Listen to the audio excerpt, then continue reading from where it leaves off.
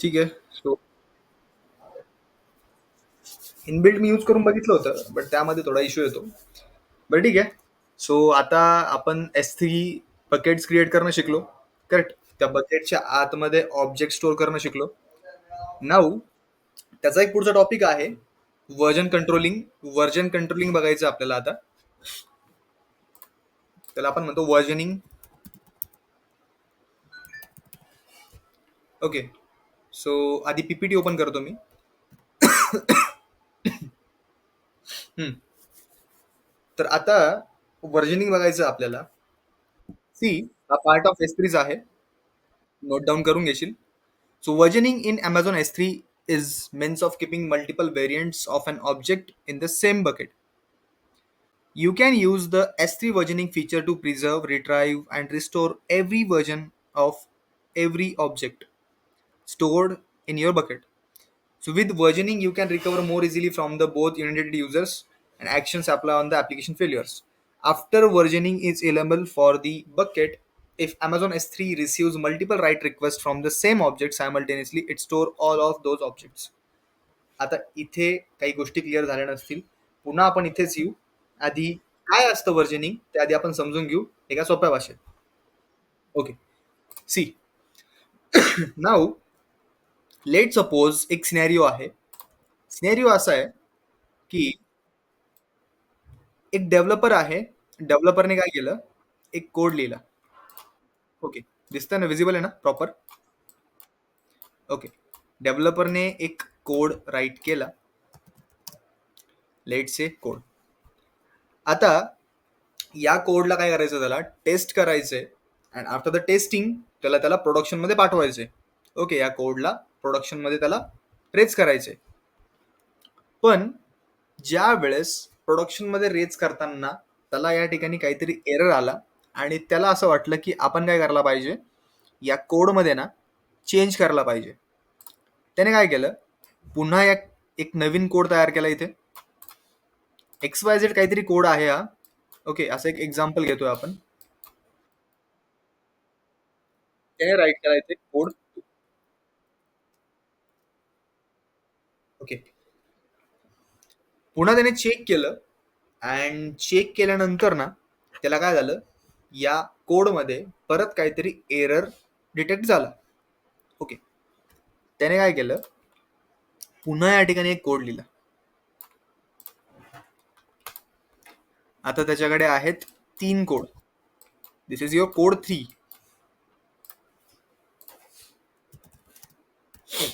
Okay. Code 1, 2, code 3. त्याने 3 code लिहिले. And झालं असं ना की डेव्हलपमेंटमध्ये काम चालू होतं, सगळेजण प्रॉपर वर्क करत होते. बट आफ्टर द कोड 3 त्याला रिअलाइज झालं की जे काही आपण लायब्ररीज वगैरे लिहिल्या होत्या प्रॉपर, जसं आता पायथनमध्ये लायब्ररीज असतात बरोबर, तर लायब्ररीज आपण ज्या काही राईट केल्या होत्या तर त्या कोड 1 मध्येच राईट केल्या होत्या. ठीक आहे. बाकी आता आपण जे काही कोड 2 मध्ये जे काही चूक केलेली आहे ती सेम जी काही चूक आहे ती आता कोड 3 मध्ये केलेली. But the thing is, problem काय झाला की त्याने 3 कोड तर राईट केले. ओके. बट इथे आता कंट्रोल झेडचा ऑप्शन नाही अंडूचा, की मला परत प्रिव्हियस वाला कोड हवाय. बरोबर. एकतर त्याला जर एकतर त्याला जर कोड 1 हवा असेल एक मिनिट.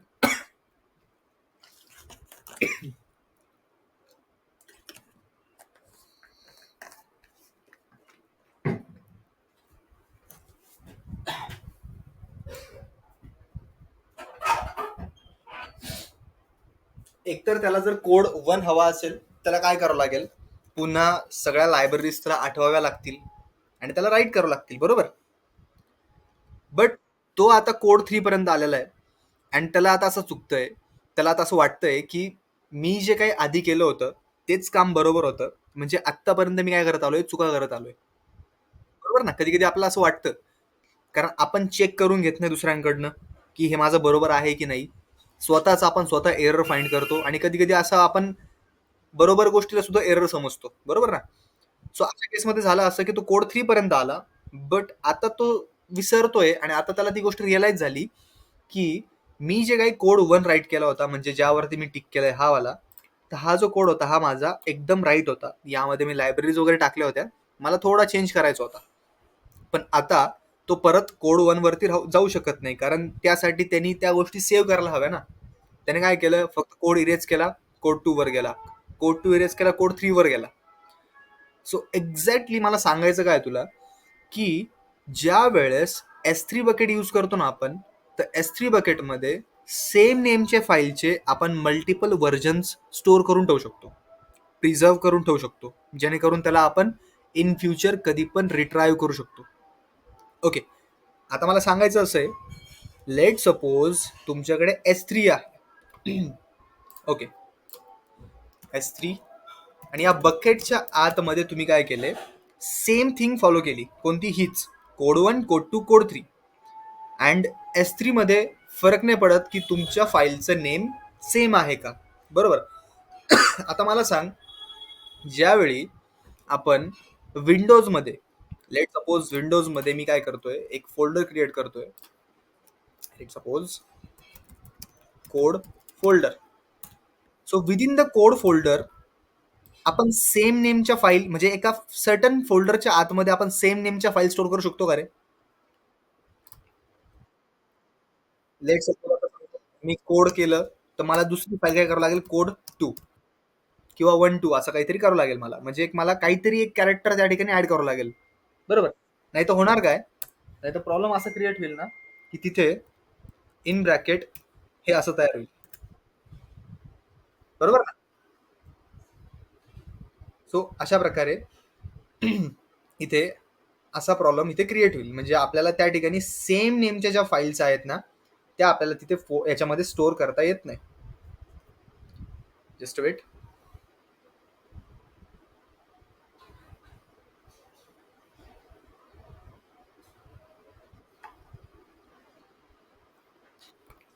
बट मला सांगायचं असं आहे की इथे in the case of S3 आपण सिमिलर नेम्सच्या फाईल्सला स्टोअर करू शकतो, जेणेकरून व्हर्जन कंट्रोलिंगसाठी आपल्याला सोपं झालं पाहिजे.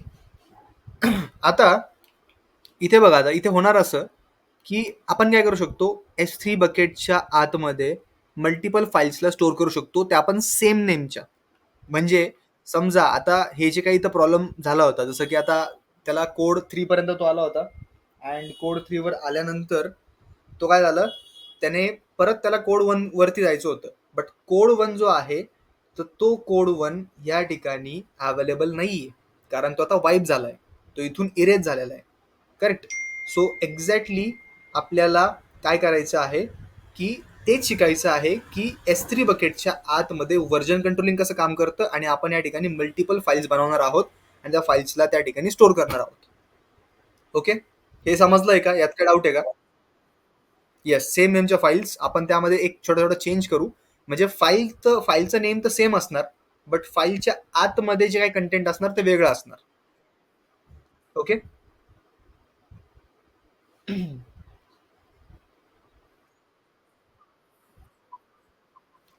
आता तेच सांगायचंय.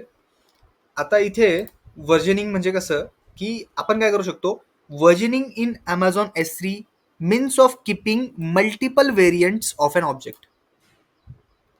म्हणजे एकाच ऑब्जेक्टचे मल्टिपल व्हेरियंट्स आपण स्टोअर करू शकतो. जस्ट लाईक, जसं की आता समजा आपण जावा यूज करतो, करेक्ट. जावाचं काय होतं, कंटिन्युअसली अपडेट येत असतात बघ, जावा 2.3 2.4, करेक्ट. म्हणजे जावा काय झालं, एक ऑब्जेक्ट झालं, अँड 2.3 2.4 हे काय झालं, त्याचे मल्टिपल व्हेरियंट झाले, म्हणजेच त्याला म्हणतो आपण व्हर्जन्स. कळालं. सेम तसंच की हा एक single object means code is a single object, आणि त्यानंतर कोड 2 कोड 3 हे त्याचे काय आले, व्हेरियंट्स, मीन्स त्याचे काय आले, ते व्हर्जन्स. हॅलो, आता येतोय का? तर ऑब्जेक्ट काय झालं, ह्याच्यातलं कोड, सिंगल कोड, आणि कोड 2 कोड 3 जे आहे ते त्याचे झाले व्हर्जन झाले. बट इथे आता मी कोड 2 आणि कोड 3 डिफाईन केलंय, आपण तिथे लिहिताना तिथे आपण सिंगल फाईलचा नेम देणार आहे, जेणेकरून बघणार आहे आपण की व्हर्जन कंट्रोलिंग कसं काम करतं. आता प्रत्येकाचे वेगवेगळे सिनॅरिओज असतात. तो प्रत्येकाच्या वेगवेगळ्या सिनॅरिओजनुसार त्या ठिकाणी जे काही ऑब्जेक्ट्स आहेत तर तो व्हर्जनच्या हिशोबाने त्या ठिकाणी स्टोअर करून ठेवतो. तर आपण आपल्या वेने बघू. ओके, चला. सो आधी मी काय करतोय, मी चाललो आता S3 मध्ये. Opening in new tab.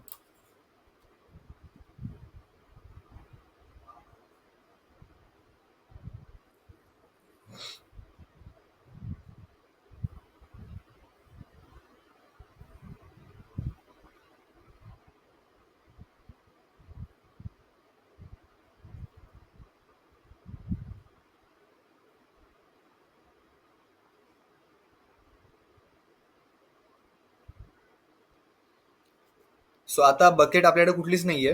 Bucket मला क्रिएट करावं लागेल. तर सेम जनरल पर्पज बकेट आपण या ठिकाणी क्रिएट करू. सो जनरल पर्पज बकेट, इथे मी नाव देतो वर्जन बकेट.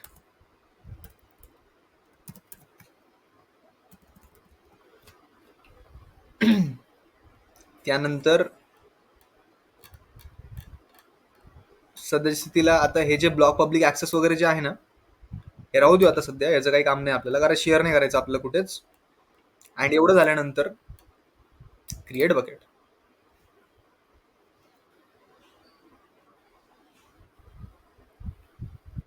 ठीक आहे, बकेट झाली क्रिएट आपली. आता बघ, जे आपण इथे बघितलं होतं कोड 1, कोड 2, कोड 3. आता आपण काय करणार, प्रत्येक फाईलला ना सिमिलर नेम देणार आहे. प्रत्येक फाईलचं नेम काय असणार, कोड कोड कोड. ओके. कारण विंडोज मध्ये काय होत होतं, इथे आपल्याला कोड, कोड 1, कोड 2 अशा प्रकारे व्हायचं. सो आता आपण काय करूयात, आधी आपण बकेटच्या आतमध्ये जाऊ. So click on the bucket name. Bucket नेमवर क्लिक केल्यानंतर मी काय करतोय, इथे येतोय आणि आपण एक नवीन टॅब ओपन करू.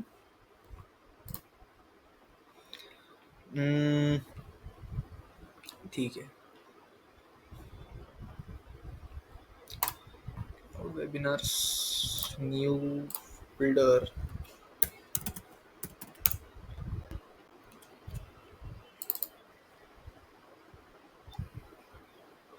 ओके, आता मी या फोल्डरच्या आतमध्ये आलोय. आता बघ, आता आपण काय करू, इथे ना एक फाईल क्रिएट करू. So again click on new text document.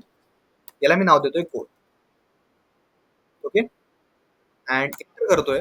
आणि याच्या आतमध्ये आपण काय करू, राईट करू, this is my first code. Okay, आता आपण काय ऍक्च्युअल कोड लिहिणार नाही, बट जस्ट डिफरन्ससाठी this is our first code. Okay, control S, save केलंय मी.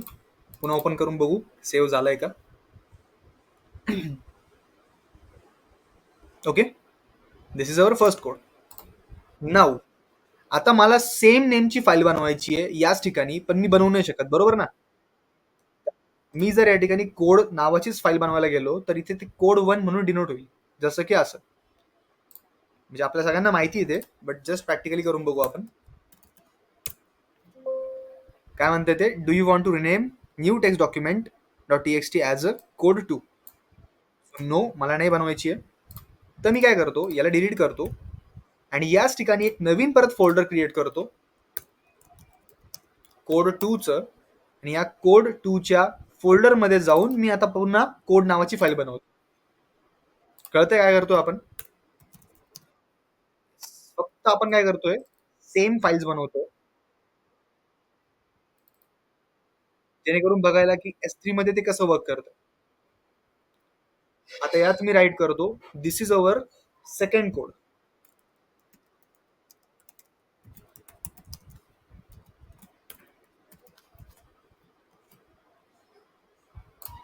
इरेज. पुन्हा मी न्यू मध्ये जाऊन फोल्डर बनवतोय.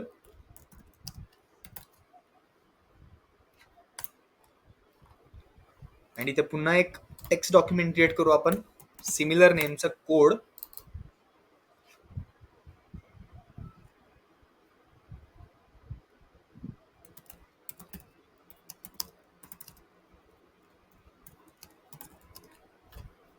दिस is our third code. Okay, so आता आपल्याकडे 3 कोड आलेले आहेत, जसं आपण त्या सिनेरिओ वाईज गेलो होतो. ओके, सी नाऊ आता आपण काय करणार आहे, या बकेटच्या आतमध्ये यांना स्टोअर करणार आहे. ओके. नाऊ आपल्याला या ठिकाणी एक चेंज करावं लागेल, तो म्हणजे वर्जनिंगला इनेबल करावं लागेल. आता वर्जनिंग तुम्ही बकेट क्रिएशनच्या टायमिंगला पण इनेबल करू शकतात किंवा नंतरही इनेबल करू शकतात. कसं? सो मी चाललो प्रॉपर्टीजमध्ये. प्रॉपर्टीजमध्ये जाऊन चेक करू आपण इथे वर्जनिंगचं ऑप्शन आहे का. दिसतंय बकेट वर्जनिंग जे आहे आता सध्या डिसेबल. ओके. प्रॉपर्टीज मध्ये गेलो आपण, इथे ऑब्जेक्ट्स मध्ये होतो ना आपण बकेटच्या आतमध्ये. म्हणजे आपण होतो बकेट्समध्ये. बकेट्समध्ये माझी ही बकेट होती बरोबर. या बकेटच्या नेमवर मी क्लिक केलं. इथे गेलो मी प्रॉपर्टीज मध्ये आणि प्रॉपर्टीच्या आतमध्ये बकेट वर्जनिंग. सो बकेट वर्जनिंगच्या आतमध्ये डिसेबल आहे, त्याला आपण काय करायचं, इनेबल करायचं. So simply click on the edit and enable. Okay. Save changes. So now my bucket versioning is enable now. Okay. आता आपण ऑब्जेक्ट्स मध्ये जाऊ. सिम्पली ज्या काही फाईल्स मी आता क्रिएट केल्या माझ्या विंडोजमध्ये, त्याच फाईल्स मला इथे क्रिएट करायच्या. ओके. म्हणजे मला अपलोड करायच्या. Sorry. So click on the upload. Click on the add files. आहे लक्ष आहे ना. ऍड फाईल्स त्या लोकेशनला जाऊ आपण. हेलो लोकेशन होतं माझं. सो मी पहिले हा जो कोड आहे म्हणजे दिस इज अवर कोड 1 याला अपलोड करतोय. ओपन. ठीक आहे. इथे जाऊन मी करतोय अपलोड. म्हणजे माझा कोड 1 जो आहे तो इथे अपलोड झालाय. Again I want to upload a second code. Same name आहे. Click on upload. Add files. हा माझा कोड 2. ओपन. अपलोड. आता आपलं एक लास्ट बाकी आहे. मी क्लोज करतोय. Again click on upload. Add files. Code 3.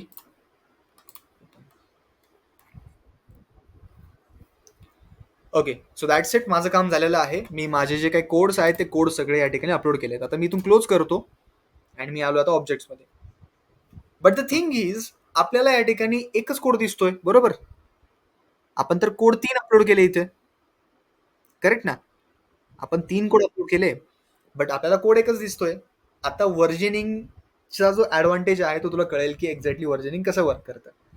आता बघ, जसं आपण ना आपल्या विंडोजमध्ये मल्टिपल आपण फाईल्स बनवतो, खूप जरा गोंधळ होऊन जातो ना असा एवढ्या फाईल्स स्टोअर करायला. आपल्याला कळत नाही ना एक्झॅक्टली की बाबा ही फाईल कसली आहे. जसं की मला सांगायचं काय की आता इथे तर नॉर्मली आता एकच फाईल, बट अशा खूप साऱ्या फाईल्स असतात. मग आपण गोंधळून जातो की अरे मला त्या फाईल विषयी गोष्टी पाहिजेत. जसं की आता समजा कधी कधी बघ, लेट सपोज काही काही गोष्टी असतात, काही सॉफ्टवेअर्स असतात की ज्यांना जे काही जुने विंडोजचे जे काही व्हर्जन्स आहेत ते सपोर्ट करतात बरोबर. जसं की आता Windows 7, Windows XP, Windows 8 pro असे. आणि काही काही सॉफ्टवेअर्सला विंडोज 11 किंवा 10 सपोर्ट करत नाही. मग लोकांना काय हवं असतं की त्यांना डाउनग्रेड करायचं असतं सिस्टमला. माहिती ना डाउनग्रेड आणि अपग्रेड. येस. डाउनग्रेड केल्यानंतर मग ते काय जातात, जुन्या ओएस मध्ये जातात, परत ते जुन्या ओएसच्या व्हर्जन मध्ये जातात ते. सो अशा केसेसमध्ये होतं असं ना की मग आपल्याला ते सापडणं अवघड होऊन जातं आपल्या सिस्टममध्ये की अरे यार डाउनग्रेड वालं व्हर्जन कुठे आहे, मला ते हवं आहे. आणि खूप सारा गोंधळ असतो. सो आता इथे झालं काय बघा, मी ओपन करतोय S3ला. आता जसं मी 3 कोड अपलोड केले, बट मला तर फक्त एकच दिसतोय ना कोड. सो मी सिम्पली त्या कोडवरती मी क्लिक करणार, त्या नेमवरती, त्या ऑब्जेक्टवरती, and you will see the option versions. दिसतंय. Yes. Click on the versions आणि जसं मी व्हर्जन्सवर क्लिक केलं, दिसतंय व्हर्जन्स. आले आता व्हर्जन सगळे. ज्यावेळेस आपण आपल्या बकेटच्या आतमध्ये होतो तर मला फक्त सिंगल ऑब्जेक्ट दिसला. बट जसं मी त्या ऑब्जेक्टवर क्लिक केलं आणि त्याच्या व्हर्जन्सवर मी जसं मी क्लिक केलं, तसं मला या ठिकाणी व्हर्जन्स दिसले. हे कधी होणार? ज्या वेळेस तुम्ही तुमच्या बकेटचं व्हर्जनिंग इनेबल कराल त्याच वेळेस. समजतंय. Without version. हा. येस. आता इथे बघ, इथे झालं कसं की मला वेल ऑर्गनाइज करता येतं सगळं. म्हणजे म्हणजे मी इथे 100 जरी फाईल ठेवल्या आणि त्या 100 फाईल मधल्या जेवढ्या पण इच फाईल्स आहेत, प्रत्येक फाईल्स, त्या प्रत्येक फाईलचे मी 100 व्हर्जन सुद्धा या ठिकाणी प्रिझर्व करून ठेवू शकतो. कळतंय आता काय म्हणतोय मी? म्हणजे आता बघ, जर समजा माझ्याकडे व्हर्जनिंग नसतं, तर मला काय करावं लागलं असतं, या ठिकाणी कोड 1, कोड 2, कोड 3 म्हणजे उगाच माझ्याकडे लिस्ट वाढत गेली असती. समजतंय? बट आता मला जर समजा आता आपण ह्याच सिनेरिओ वाईज जाऊ, जसं आपण इथे गेलो होतो. जसं आता माझ्याकडे मी कोड 3 पर्यंत आलो होतो. बट मला पुन्हा कोड 1 हवा आहे. मग आता मी कोड 1 कसा घेऊ शकतो? See. Simply click on the code. कोडवर क्लिक केल्यानंतर व्हर्जन्सवर जायचंय आणि इथे मी प्रत्येकाचं बघू शकतो डिस्क्रिप्शन किंवा त्यामध्ये काय आहे ते. सी. जसं आता करंट व्हर्जन माझं हे आहे. आता करंट व्हर्जन काय माझं? मी यावर क्लिक करतो आणि इथं वरती दिसतो ऑप्शन ओपन. इथे पण आहे. Click on open. This is the third code. म्हणजे आपण थर्ड कोड लास्टला केला ना अपलोड आपण. ओके. आता मला जसं आपण सिनेरिओ वाईज जाऊ की मला आता फर्स्ट कोड हवा आहे. मग मी यापैकी चेक करतो की माझा फर्स्ट कोड कोणता आहे. सो मी आता समजा हा जो लास्ट वाला आहे याला करतोय ओपन. Just weight. थांबा. तो वरती गेला आता. डायरेक्टली त्याच्यावर क्लिक करतो मी आणि त्याला ओपन करतो. This is your second code. Okay. त्याच्यानंतर परत मी इथून बॅक येतो. मी याच्यावर क्लिक करतो आता. क्लिक करून त्याला ओपन करतो. This is your first code. Okay. इथे झालं असं ना, आपण काय केलं, आपण इथून ओपन केलं. ऍक्च्युली ते करंट व्हर्जन वरती सेट असतं. सो इथून काय होणार, करंट व्हर्जन जे वरती असणार ना तेच इथून ओपन होणार. पण तुम्हाला ते पर्टिक्युलर व्हर्जन ओपन करायचं असेल ना तर तुम्हाला त्यावरती क्लिक करणं. मी काय केलं होतं, मी इथूनच क्लिक करून ओपन केलं होतं. मग इथून काय व्हायचं माहिती का प्रॉब्लेम, इथून कोड थर्डच ओपन व्हायचा. बट मला कोड 1 हवा असेल तर मला काय करावं लागेल, त्याच्यावर क्लिक करावं लागेल आणि ओपन करायचं. आता मला मिळाला कोड 1. आता बघ याचा यूज काय झाला, जसं मी तुला मागाशी सांगितलं की लेट सपोज तुमच्याकडे 100 असे काहीतरी व्हर्जन्स आहेत, 100 तुमच्याकडे फाईल्स आहेत आणि या 100 फाईल्सचे तुमच्याकडे 50 व्हर्जन्स आहेत. म्हणजे इच फाईल्स म्हणजे प्रत्येक फाईलचे 50-50 व्हर्जन आहे. मग आता जर 100 इंटू 50 जर केलं, किती होणार या ठिकाणी, 5000 होतील. करेक्ट. मग आता मला 5000 फाईल्स या ठिकाणी स्टोअर करून ठेवा लागतील, अशा लाईन बाय लाईन सगळ्या इथे बकेटच्या आतमध्ये. जसं इथे मला कोड 1 दिसतोय ना, फक्त एकच कोड दिसतोय ना, तर मला त्याच्या 5000 फाईल स्टोअर करावं लागतील. मग इन्स्टेड ऑफ स्टोरिंग 5000 फाईल्स मी काय करू शकतो, 100 फाईल बनवणार आणि त्या 100 फाईलच्या आतमध्ये त्यांचे जे 50-50 व्हर्जन्स आहेत ना ते स्टोअर करून ठेवणार. करेक्ट. जसं की आता समजा पायथन, समजा मी सगळे जे लँग्वेजेस आहेत ना आयटी मधल्या सगळ्या लँग्वेजेसचे मला व्हर्जन स्टोअर करायचे, जसं पायथन, जावा, C++. करेक्ट. मी काय करणार, पायथनचे जेवढे पण काही समजा 50 व्हर्जन असतील ते सगळे मी पायथन मध्ये स्टोअर करणार. जावाचे जे असतील जावामध्ये स्टोअर करणार. C++ मध्ये स्टोअर करणार. जर मी या ठिकाणी असं करत बसलो, पायथन 2.1 त्यानंतर परत पायथन 2.2 आणि असे मी 50 लिहित बसलो, त्यानंतर परत मग जावा 2.1, जावा 2.2, खूप सारा गोंधळ होणार. मग मला या ठिकाणी व्हर्जनिंग अशी मेंटेन करता नाही येणार. म्हणजे जो काही क्लीन अँड नीट जो UI असतो तो मला मेंटेन नाही करता येणार. आता इथे झालं असं ना की प्रत्येक व्हर्जन मी स्टोअर करू शकतो. इवन मी जर त्या कोडमध्ये सांगतोय, हा, इथे गेल्यानंतर मी काय करणार, आता व्हर्जन्समध्ये गेलो. व्हर्जन्समध्ये गेल्यानंतर इथून ना काय करणार, मी सिम्पली लेट से मी त्याच्यात गेलो अँड यामध्ये गेल्यानंतर इथून मी काय करणार माहिती का, याला मी डाउनलोड पण करू शकतो. लेट से इथून मी डाउनलोड केलं तर ती पर्टिक्युलर फाईल मला डाउनलोड पण करता येते. सी code.txt डाउनलोड केलंय मी आणि मला इथे दिसतंय की तो जो कोड आहे तो कोणता आहे. This is the first code. Yes. So अशा प्रकारे मी काय करतोय, इथून ज्या गोष्टी आहेत ना ते डाउनलोड करतोय. ओके. अशा प्रकारे. सो समजलंय व्हर्जनिंग काय असतं ते. येस. व्हर्जनिंग मध्ये एवढं काही नाहीये. व्हर्जनिंग मध्ये एवढंच आहे की नॉर्मली आपण त्यामध्ये मल्टिपल जे व्हेरियंट्स आहेत त्या मल्टिपल व्हेरियंट्सला काय करतो, या ठिकाणी स्टोअर करतो. So you can use the S3 versioning features to preserve, retrieve, and restore every version of every object stored in your bucket. Okay. And with the versioning, you can recover more easily from the कुठल्या पण user मधून आपण त्याला easily recover करू शकतो. जसं की आता समजा IAM युजर जर आपण क्रिएट केले आणि IAM ला जर आपण इथे ऍक्सेस दिला S3चा, तर तो S3 मध्ये जाऊन काम करू शकतो. जसं की आता टीम वर्क मध्ये जर आपण डिवाइड केलं काम, लेट्स से येस, करेक्ट. मग आता टीम वर्क मध्ये मी काय सांगणार? हा, येस,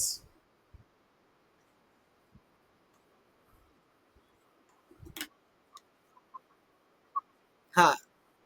आता युजली आपण काय करतो, गिटहब यूज करतो, करेक्ट. गिटहबला आपण कोड रेज करतो आणि गिटहबच्या रेपॉझिटरीमध्ये कोड टाकल्यानंतर होतं काय, की त्याला पण ऍक्सेस असतो, आपल्याला पण ऍक्सेस असतो, करेक्ट. मग त्यावेळेस तो तिकडे कोड बघू शकतो, त्यामध्ये चेंज करू शकतो, आपण इकडनं कोड बघू शकतो, पण ते थोडंसं अवघड होऊन जातं. त्यापेक्षा मी काय करणार, सिम्पली माझं टीम वर्कमध्ये काम चालूच आहे ना असं पण, त्याला म्हणणार की तुझ्याकडे ऍक्सेस आहे ना, मी तुला काय करतो, S3चा ऍक्सेस देऊन टाकतो. तू फक्त काय कर, मी जे काही कोडमध्ये चेंजेस केलेत ना ते चेक कर. तुला जर काय वाटतंय चुकीचं, तर मग त्यामध्ये तू रिफ्लेक्शन ऍड कर, काय असेल ते, किंवा तू मला सांग की असं असं यामध्ये प्रॉब्लेम आहे आणि त्यामध्ये आपण काहीतरी एरर अॅक्युरेसी करू शकतो. ओके, म्हणजे मल्टिपल वे मध्ये आपण त्याचा यूज करू शकतो. तसं काय असं काही स्पेसिफिक कुठला सिनेरिओ नाहीये की तुम्हाला ह्याच सिनेरिओ मध्ये यूज करायचंय, असं आहे ते. ओके, तर हे आहे तुमचं वर्जनिंग.